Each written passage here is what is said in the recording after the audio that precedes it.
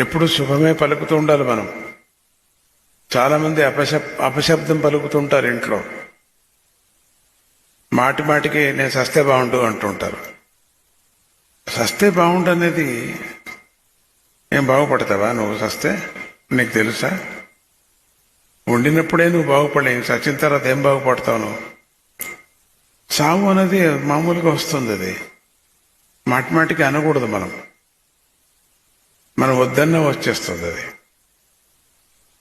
మనం లేనిది మనం ధ్యానం చేయాలి. దొరకంది అది దొరికేది. అది సావు ఎప్పుడు దొరుకుతుంది?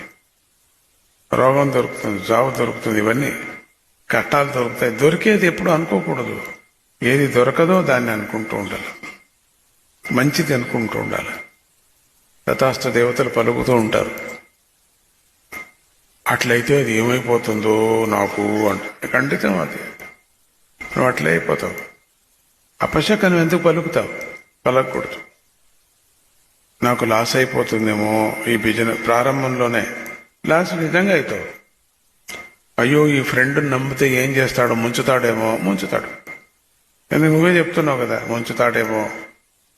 అన్ని అపశకనాలు, అన్ని అపశబ్దాలు మన జీవితంలో.